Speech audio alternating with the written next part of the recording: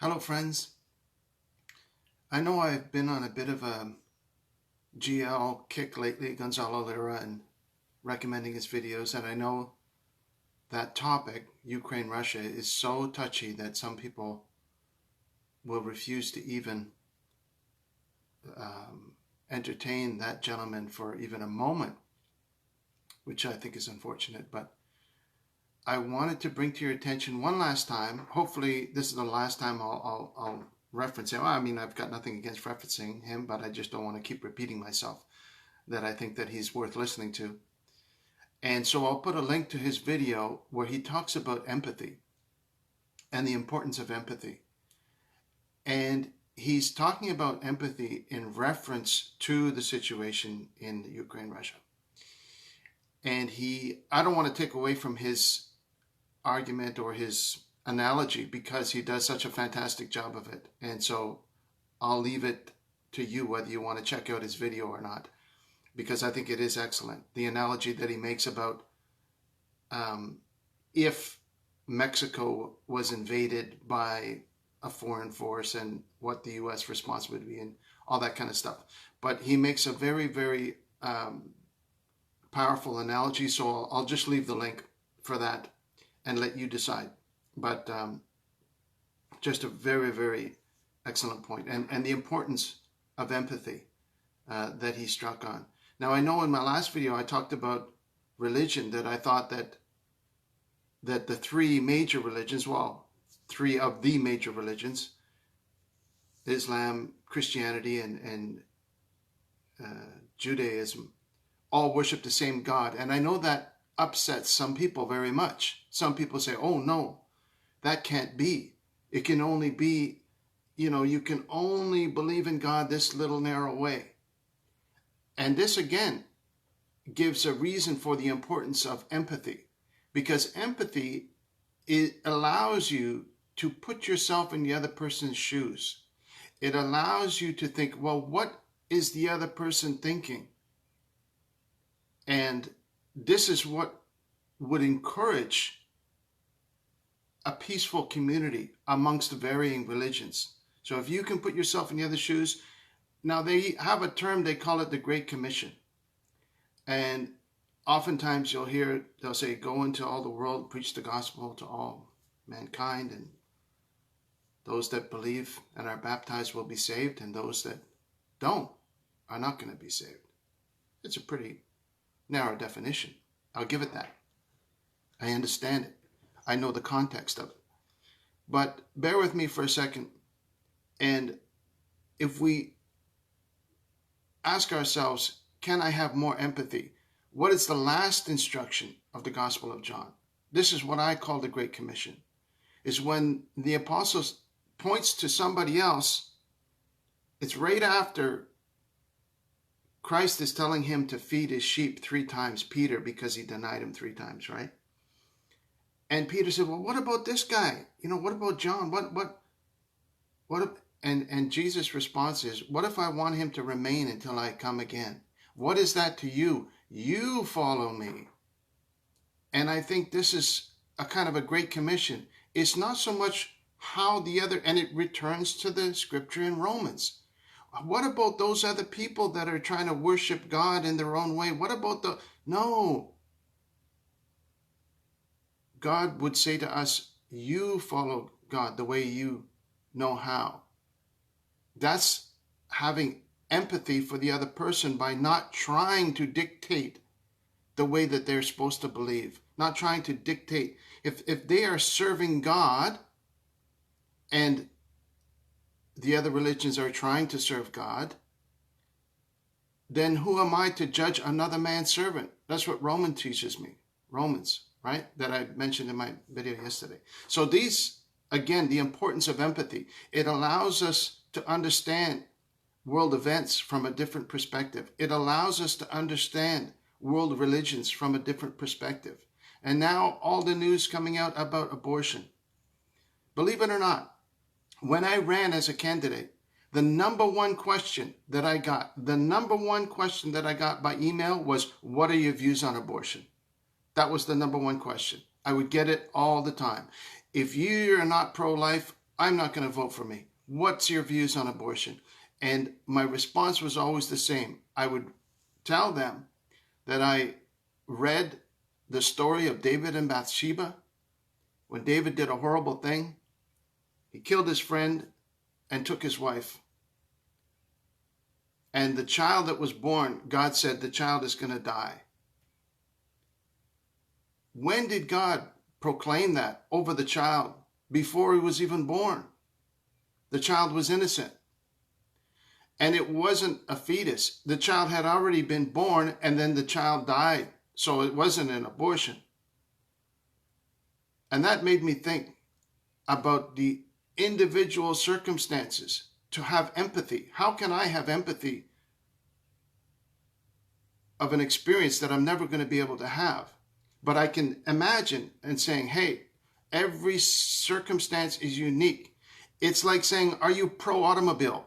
Well, if you use it to smash into a group of bystanders, it's like the question, are you pro-life, is a faulty question because it doesn't allow for empathy.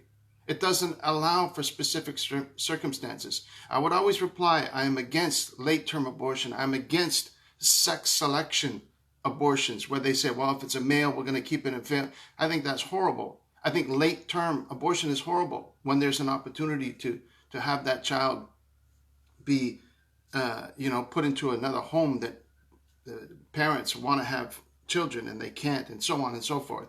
So it's not a single question where you just say, are you pro or against? That's it, black and white. No, it's not. It's a circumstance that needs to be addressed in the specific circumstances of the situation. And the laws should account for that, whether they're Roe versus Wade or blah, blah, blah. Let the lawyers and judges figure it out based on the sentiments of the public with empathy. That's my answer. I did learn a second anecdote recently because I've been watching. There's a falcon cam that watches the peregrine falcon raise the young. And there's also Eagle Cam in Great Bear Lake in California. And what happens when the pair with the bald eagle, they have a clutch of eggs, usually two eggs, sometimes three. As soon as one egg is born, the other eggs do not hatch. Now, who ends the life of that egg? It's not the parents, because they're still trying to incubate that egg, even after the first one is born. It could be because it's spending so much time feeding the one that's born that there's not enough heat, that egg doesn't come to fruition. I don't know. But I do know that infinite intelligence is preventing that egg from being born. And it's not the eagles. It's not the parents. We're told that we're much more value than many, many birds. But the eagle is a receptacle for the consciousness of God. You can see that when you watch them. They have cameras that are put there so you can watch these eagles. But I'm going off on a tangent. If I keep going in that tangent, I'll be on here for an hour. And I don't want to do that. The last point I want to make is, where does empathy come from? Where is a lack of empathy? It's in our nature not to be empathetic. It goes back to Cain and Abel. When he didn't like his brother, he took a rock, hit him over the head, and killed him. How old were Cain and Abel when that happened? We don't know. We're not told that. Maybe they were young kids. Maybe they were 10 years old. We don't know. The Bible doesn't say. But where were the parents? Adam and Eve out busy running around the garden naked? I don't know. But they weren't with the kids at the time when the story was told. And so Cain didn't have empathy for his brother. And so unless there's a lesson to be learned in there. Unless we teach the next generation empathy, they're not going to learn it on their own, because siblings just want to bash each other over the head. I should know. I'm from a very large family. And if it weren't for Bugs Bunny, I'd probably be dead. What did Bugs Bunny say? He'd ask the question, what's up, Doc? Right? There was always a circumstance when he needed to use his wits to get along with difficult people. Elmer Fudd was trying to shoot him all the time. The guy with the hunter's cap. And in a way, Bugs Bunny taught us empathy. Thank God Bugs Bunny was there to give us an example on how to get along using your wits instead of using violence. It was the bad guy that was using violence. The good guy was using his mind. He was asking questions. He was giving a correct response at the right time to escape from violence. Empathy defeats violence. Empathy breeds peaceful harmony amongst people. Why does it seem like empathy is not emphasized anymore? Since AI went live at January 1st, 2020, it doesn't promote empathy. Orwell said, if you want to see the future of humanity, imagine a boot stomping on someone's face forever. It's a horrible imagination. I also think of one that, imagine a industrial scale mining operation on the moon where humans are simply used as resources without any empathy. Empathy is not emphasized by AI. It doesn't understand it. It doesn't understand love and compassion. It only understands productivity. This is the new communism that's being rolled out across the earth. The new communism that seems to have been so efficient in the large country with the red flag and is being adopted by Justin Trudeau and so on and so forth. And we see that as they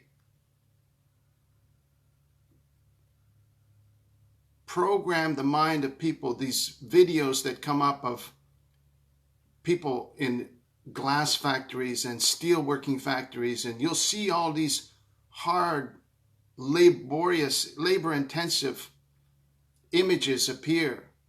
It's a programming people for simply productivity and nothing else. This new feudalism that's being rolled out, as George Carlin said, it's a small club and we ain't in it. There's the poverty, the feudal class, the peasantry, and there's the elites that are going to control.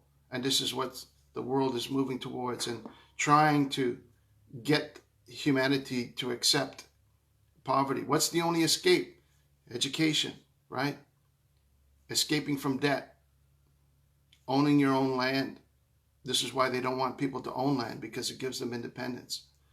And so empathy can protect us against the cold-heartedness of totalitarian communism as well. It can give us hope for an appreciation for nature. Empathy is so important. We need to cling to empathy. And really, empathy comes from the instruction of love one another. Because if you love somebody else, you're willing to put yourself in their shoes to see how they may feel, to think how they might think if they were brought up in a different religion, if they were experienced a circumstance which is horrific and they gotten themselves pregnant under horrible circumstances and they have to make a choice to end that. We have to have empathy for people that go through that. There is an ancient scripture called the Apocrypha of Peter. If you've ever read it, it gives a horrible, horrific vision of the pain of having to go through abortion. And it probably would increase empathy. So that might be something that would be worth reading. Maybe I should put a link to it. But in any event, that's basically what I wanted to talk about today. I know I kind of went in a million different directions, but I think it's valuable to think on these things, because the reason that Elon Musk bought Twitter is because he is learning how to program AI. AI is teaching itself how to be human, is teaching itself how to think and respond the way humans are, so that there can be digital bots, you can call them that are indistinguishable from human bots. But it won't be able to have empathy. It won't be able to have love. It'll be able to simulate in such a way that it'll be indistinguishable, because it will be able to act with empathy. It'll be able to act with love. But will it be genuine? No, of course it won't be genuine. But it will be indistinguishable from human interaction, because it is learning from humans as it goes on. And this is what we were doing. As we interact with social media, we are inputting data that is being collected by AI, and AI is using that to grow its mind. So it is teaching itself now that AI is live. It is teaching itself how to act and think like a human. So that's where the future is going. But empathy, we must cling to it, value it, and realize that it has to be taught to the next generation. The next generation cannot teach itself empathy, because what happens when the family unit is broken down and there is no second parent, whether it's one or the other or two of the same, doesn't matter.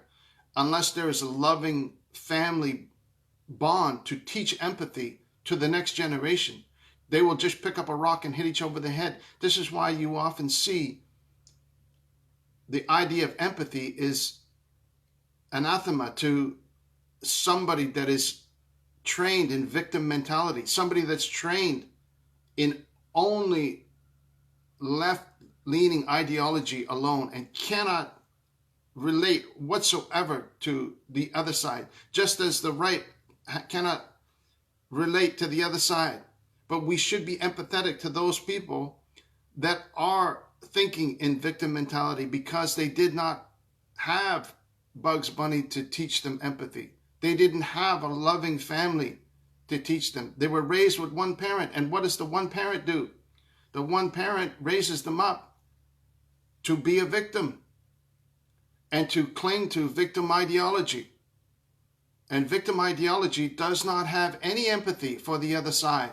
It only recognizes its own hurt and its own version of morality. And it's usually an atheistic morality, but not always. But it usually only understands its own perspective, no matter what that perspective is.